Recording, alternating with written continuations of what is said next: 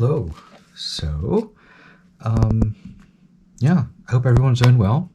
Everyone's still excited about tarot. Yesterday was Thanksgiving, so I feel pretty gross, and I think I ate too much.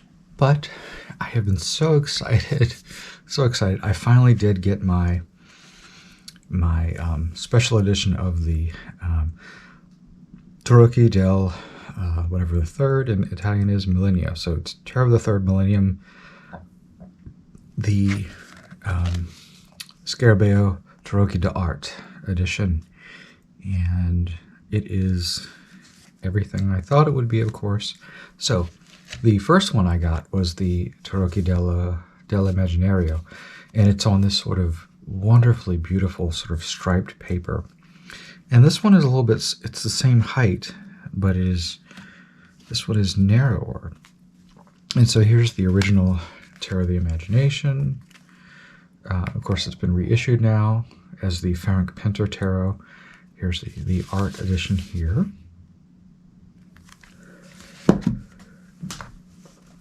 And here's the original one, the Tarot of the Third Millennium by Isen Gusilev.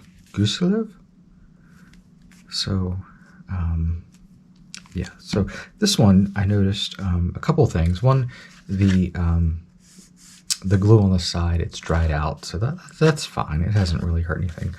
But I did notice that the price of it had been marked out, and to look at it, when I look at it in the light, it looks like 31.500 something lira, something like that. That's okay.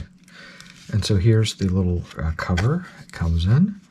It is not in, it's in Italian. So I don't know if this was actually available in the US market, to be honest.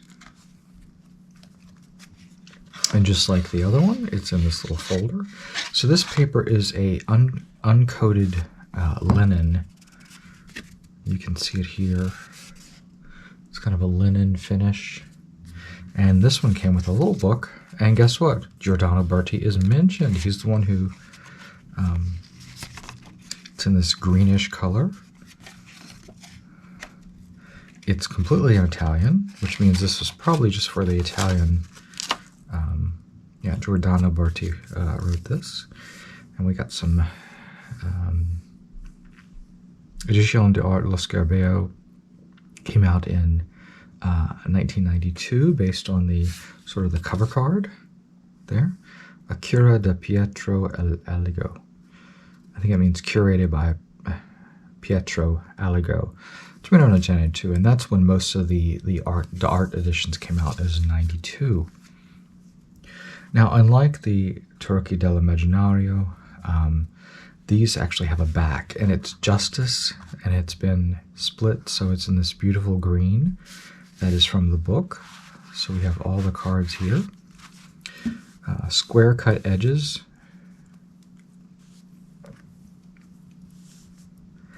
And let's look at the amazing art. Of course, this art should not be new, because I have talked about the Tarot of the Third Millennium and how much I absolutely love it. It's just a very artsy, beautiful deck. I think a lot of thought went into it. And of course, the artist is freaking brilliant. He's amazing. So the thing about the Tarot of the Third Millennium is the majors are completely different than the minors. And the majors were the one thing that really attracted me to this whole deck. We have Ilmando, dog, knapsack. We have the Fool here. We have the Hebrew letter correspondence, as well as the astronomical correspondence in the corner there. And of course, if I turn this over, there's the Justice sort of back. I love that, the balance. Here's Bagatto. I mean, look at the shading, the beautiful, the artwork is absolutely stunning. That's why I hunted 6 months for this. I really wanted it. I didn't give up, and then I just randomly, boop, there it was, and I paid probably what it's worth. But you know what? I wanted this. This was my deck of the year that I wanted, my special edition, and I got it. So never give up. You're looking for that deck. You're looking for whatever. It's going to take a while, but guess what? It's out there. It's going to come around sometime. If it's like, I have no idea how many of these were published. I was contacted by one person in the U.S. who had it, and she wouldn't sell it to me for what I thought it was worth. And I don't think she really wanted to get rid of it. She just wanted to see if I was going to say, oh, I want $1,000 for this. No, I ain't going to pay $1,000. Anyway, look at the gorgeous, he's grabbing the back of that. He has this great garment, the folds. It's beautiful. Here we have La Papessa, the key, the book, the crown, the veil, the moon. Look at the folds of fabric. They're delicate, they're lovely. Imperatrice. And you notice, so we have a border here, and then we have some of the artwork actually coming off of it here and here. It's lovely. It's not distracting. It's very nice. The shield here. I mean, he's like the master of folds. He's good. Imperatore. He has a sort of the, so we see the sort of the eagle here, and we have sort of a fleur de lis in the world.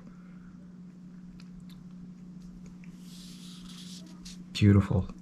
Looks like an older man, with, you can see the musculature there, the boots. And I thought this was really interesting. Il Papa. So we have, it looks like the, to me, it looks like the front of Notre Dame in Paris. It just has that sort of Gothic sort of feel to it, if it's Gothic. So we see the back of a pope. So we see the back of his throne almost, giving the two fingers, and we have three there. The two monks are here. One is praying and one is looking out. Papal crown, but not the three crowned. It's more of a papal, oh, what's it called? The cap, or whatever it's. And then La Innamorato, the lovers, or actually Innamorato. We have sort of a rosary beads there, sort of a turban, cherub, arrow there. I love the way the arm is, and there, it looks like it has pierced him through the heart, and we're seeing the back of the arrow. So it almost looks like Cupid is saying, I've pierced your heart. Why aren't you acting? Because obviously there's no mate here. We have a solitary figure, but we see the arrow pierced through the fabric. We also see a Star of David in the corner. The Egyptian influence, Il Carro, the chariot. He's sitting backwards, so the horses are facing the other way. And I love how the rod sort of frames here. We have the wheels, the horses. He's sitting there staring out at us. And here we have the very lovely La Justicia. So we have very symmetrical. But the scales of Libra are balanced on the sword. A very ornate headdress. We have pillows popping out on a throne, and the finger is gently touching the blade. Do we know it's sharp? Is it dull? But it becomes it's almost like a testing of whether it's sharp or not. I noticed the symbols in the corner start changing, and I can't really tell you much about that. Here we have the Hermit. Here we have a sort of crazy creature here staring at him. He looks more like a yogi, the Hermetta. We have the traditional hourglass as well as the lantern. The lantern has something in the middle, a branch, a dead tree, and he's contemplating sort of things. It looks like a look of wonder. Wheel of Fortune. We're seeing the side of the wheel with almost like a blind justice figure turning the crank. We have the king on top, the destitute man on the bottom, or the crazy man, and they are clinging onto the wheel. La Ruota della Fortuna, the Wheel of Fortune. Here we have yet another symbol there. 10.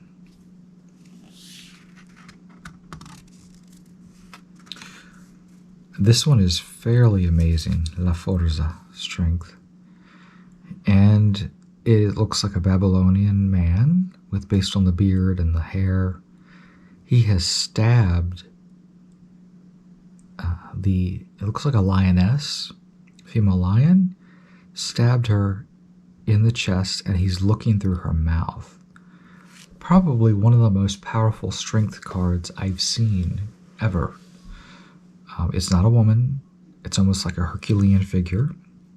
Sometimes you see a woman with the column, but a man. He doesn't have a club. He has a sword or a dagger, and he's buried it into the lioness. La Peso. Here we have the Hanged Man, which is different. He has a bowler hat, a very modern take. He has an umbrella, a bowler hat. He's kind of looking up. He's holding his hat with his two fingers, upside down. His clothes are kind of falling this way. And it looks like he's hanging from some sort of contraption, but there's sort of a Atlas figures here holding up the world. A la Mort. Here we have a crow with the berry in the beak. We have this huge sickle here. We have the bony figure draped. You don't see much. We're seeing behind card 13, La Mort. And with death, looking at the symbol here, to be honest, it looks like it's Mem from the Hanged Man, and this one looks more like the one Justice Lamo. This one's definitely for the wheel, so that the Hebrew correspondence is a little different than I'm used to. I'm looking at my little cheat sheet. And here we have, this is Temperance.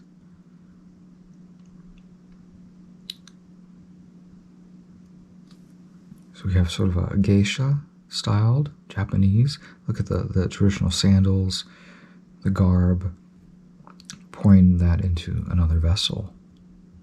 And we see the symbol for Aquarius there.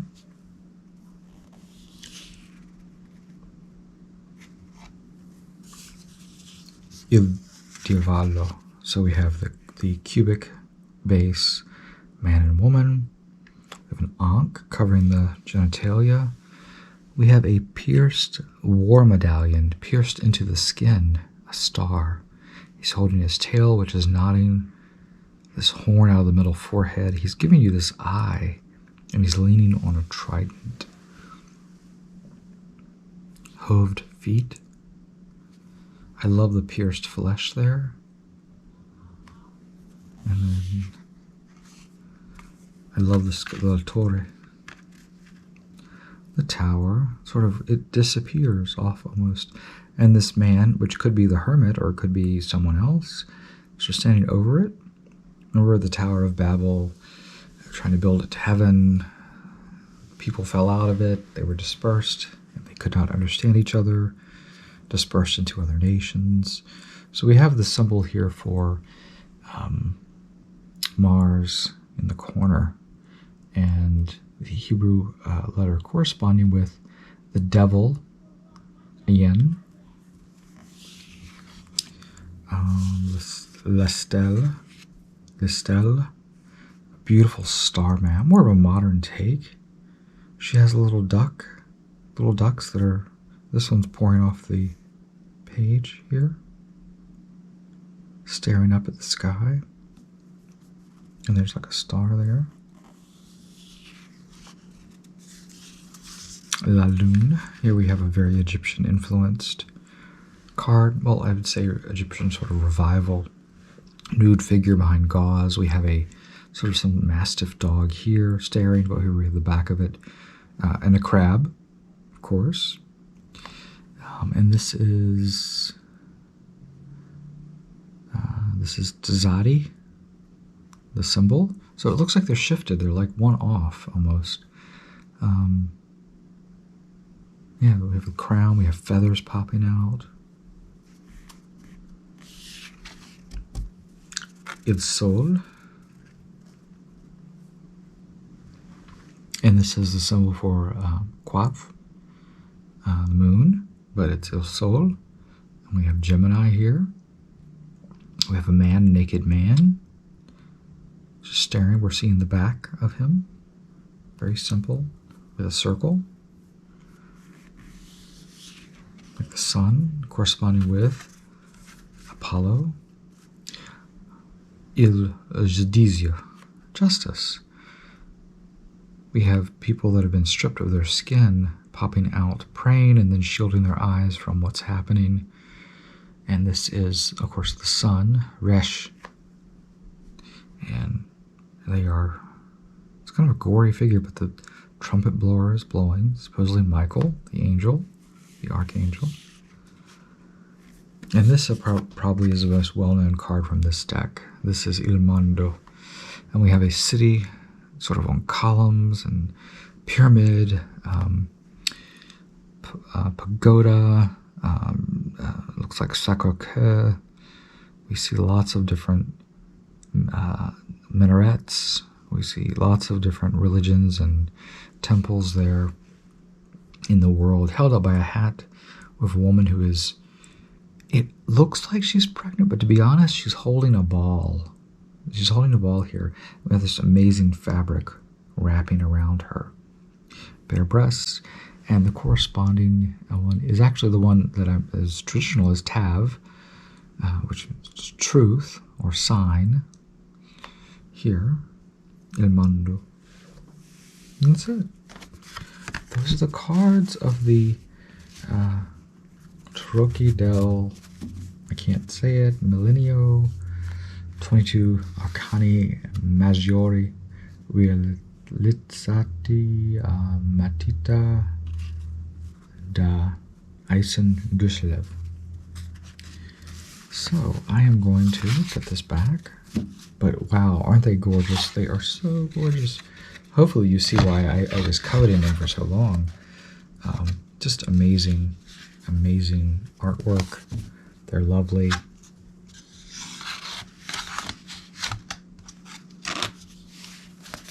And they're in fairly good shape, so I'm excited.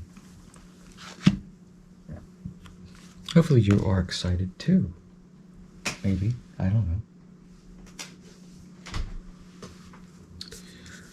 But I'm going to start with a poem. Let's go ahead and select one very, very randomly, because I think that's kind of cool. This one's by Robin Becker. It's called Fable. It was early fall. You rowed me around the pond in your ancient boat. Tart apples lay in the bag with cheese. I read you a story about two women who could not stop touching each other. Trumpeter swans paddled close, and you tossed hard French bread at their black beaks. When you got cold, I gave you my jacket. The leather glistened like a delicate skin moving through trees. You let the oars float in the oarlocks. You let the boat drift in circles. You let the woman from the story climb into the boat. I could not stop staring. Soon the desire took up so much room that we had to throw the apples overboard. We had to sit cramped at one end. Finally, we just waited and hauled the skiff and the women to the pier. The story got wet. The pond was a dark wound. You unlocked the car and touched my back. A kindness as if I'd always been your lover. That was lovely. And that's from Love Speaks Its Name, Gay and Lesbian Love Poems, Every Man's Library, Pocket Poets.